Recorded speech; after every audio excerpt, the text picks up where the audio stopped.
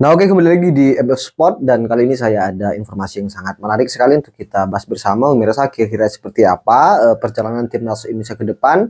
Nah, dalam podcast kali ini di Total Politik ya yang mempertemukan Coach Justin dengan Bambang Pacul sebagai DPR di Komisi 3 di mana yang memang mengketuk palu proses terjadinya atau terlaksananya pemain naturalisasi untuk memperkuat timnas Indonesia, pemirsa. Nah, dalam kesempatan itu, Coach Justin itu memberikan bocoran ya kepada netizen dan juga kepada audiens yang hadir bahwa sebentar lagi setelah Miss Hilgers dan Eliano resmi, maka akan ada susulan lagi pemain naturalisasi.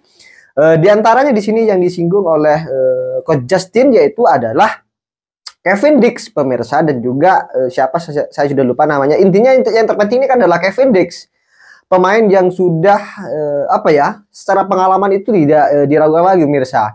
Nah, oke pemirsa, biar tidak lama-lama langsung terkait dengan penjelasan Rico Justin dan Bambang Pacul terkait dengan pemain naturalisasi selanjutnya. Mari kita simak terlebih dahulu, pemirsa. Miss Hilgers sama Eliano Reinders kan sudah dinaturalisasi. Nanti akan ada lagi Pak, kemungkinan besar. Kemungkinan saya nggak tahu siapa, tapi feeling saya ya itu antara Zijlstra, Riedewald atau Kevin Dix. Minimal Pak Bambang yang tahu, 2 orang. Karena dia yang ketok kan? Karena dia yang ketok. Jadi 2 orang akan datang lagi. Nanti kedepannya akan datang lagi lebih banyak. Karena untuk memuaskan publik kita.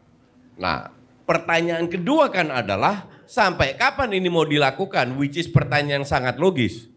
Ya, dijelaskan juga sama Pak Erik. Jadi ini kita lakukan jangka pendek. Sambil paralel berjalan, dia menugaskan LIB untuk mengangkat kualitas Liga 1 dimulai dengan VAR. Akhirnya VAR diterapkan. Dimulai dengan, ini Pak Erik sendiri ngomong ke gue, dimulai dengan mendatangkan wasit dari Jepang untuk membina wasit kita. Masalahnya di wasit ya? Salah satu. Oh. Dengan adanya VAR kan secara tidak langsung hengki-pengki antara wasit ini kan udah berkurang, ya kan?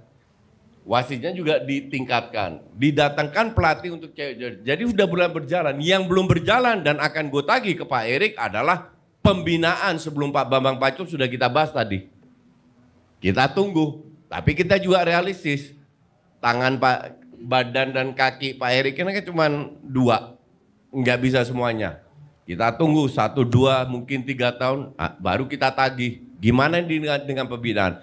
Karena pada saat timnas sudah berjalan, harusnya dibiarin berjalan urusan Sintayong dan kawan-kawan, ininya harus diperhitungkan.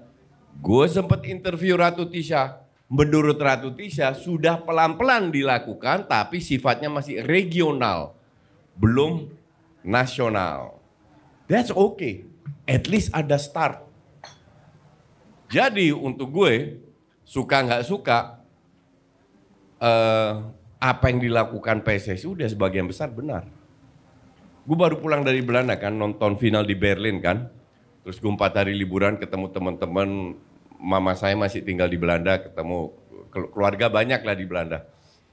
Terus ada satu temen yang udah kenal 40 tahun, dia bilang, lo dibayar PSSI ya?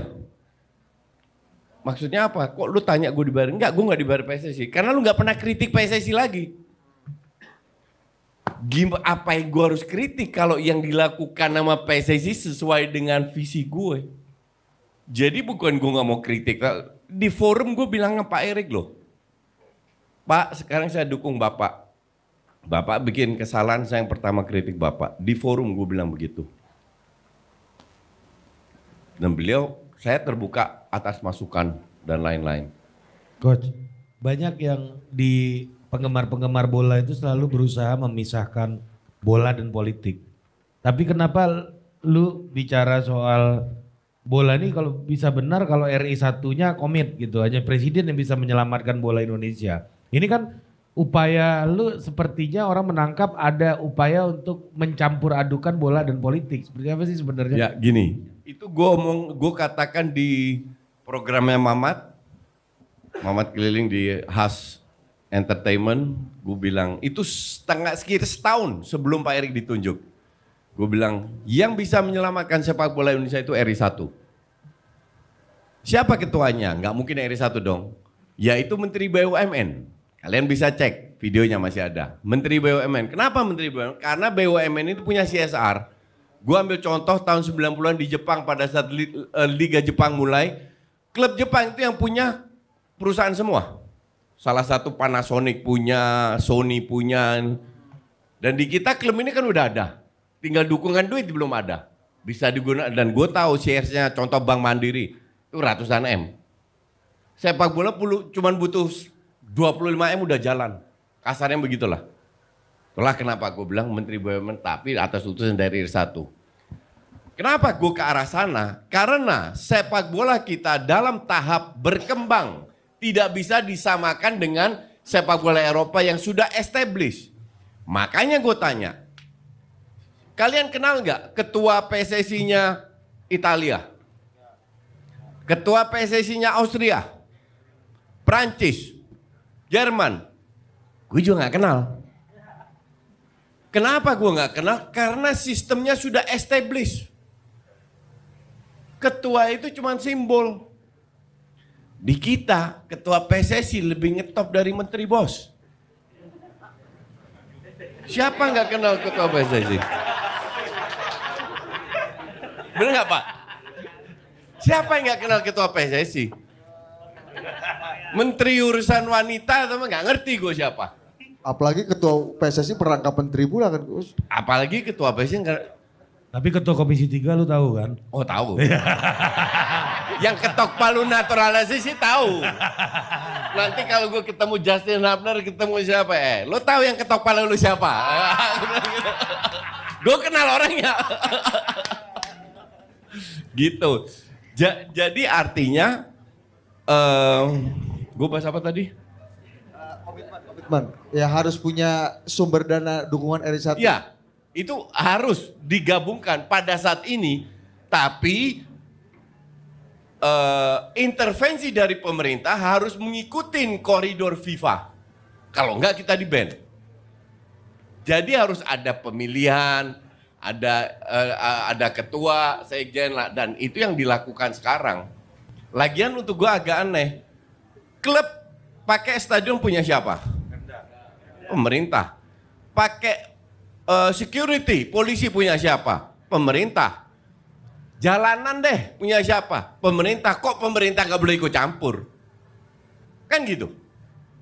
Tapi kalau udah disuruh buka pembukuan, oh ini nggak boleh sama FIFA karena ini gue tanya ke Pak Erik juga. Pak Erik sekarang jadi ketua PSSI, saya pernah di PSSI zaman saya masih di futsal. Bapak buka pembukuan nggak ke negara? Kalau Bapak buka pembukuan, artinya Bapak boleh minta bantuan dari pemerintah. Kalau Bapak buka pembukuan, ini pembukuan bisa diaudit. Kita akan buka semuanya ke pemerintah karena kita butuh dukungan. Dulu nggak ada zaman Nurdin Halid. Sampai sekarang gue tanya, gajinya Infantino, ketua FIFA, tahu nggak berapa? Nggak ada yang tahu, gue juga nggak tahu. Oh itu Pak. Oh gue pikir lu tahu. Iya. Nggak tahu, kenapa nggak tahu? Karena sama mereka nggak boleh dibuka, nggak perlu dibuka. Mereka nggak dapat duit dari pemerintah. Kalian nggak perlu tahu. Gak ada audit BPK-nya itu Infantino. Nggak ada audit-auditan. Nah bangsatnya FIFA kan di situ. Karena mereka butuh duit banyak, lahirlah itu. Turnamen-turnamen antar klub lah, antar apalah, antar ini untuk cari duit semua.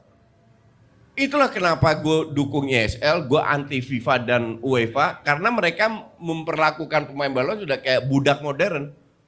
Yang diprotes sama Rodri sekarang. Nah kembali lagi ya itu karena kita masih dalam tahap berkembang, pemerintah harus membantu sepak bola kita. Tapi dengan cara dalam koridor aturan FIFA. Gitu.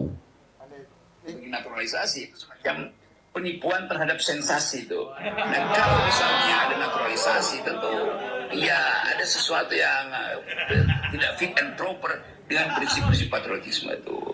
Betul bahwa Enggak. olahraga sepak bola itu udah mendunia. Nah, gue sebelum gue sakit perut ditutup dulu. Ini kan kalau istilah penipuan, satu kata penipuan, parameter penipuan itu apa? Sensasi. Parameter sensasi itu apa? Itu kan sangat luas. Ya kan, sensasi itu sangat berbeda. Jadi ini orang memang hebat untuk menggunakan kata-kata, memutarkan. pisang yang bengkok bisa jadi lurus kalau dengerin Rocky Gerung. Oke, mungkin saya harus cukup pemirsa terkait dengan penjelasan atau konten kali ini. Ya, seperti apa komentar kalian terkait dengan komen naturalisasi tambahan? Ya, tambahan di mana Cavendish yang memang kita incar atau yang kita inginkan. Tulis di kolom komentar pendapat kalian, dan seperti biasa jangan lupa tekan tombol subscribe-nya biar kalian juga tidak ketinggalan informasi-informasi terbaru dari channel ini. Dan salam demokrasi dan salam NKRI. Salam olahraga.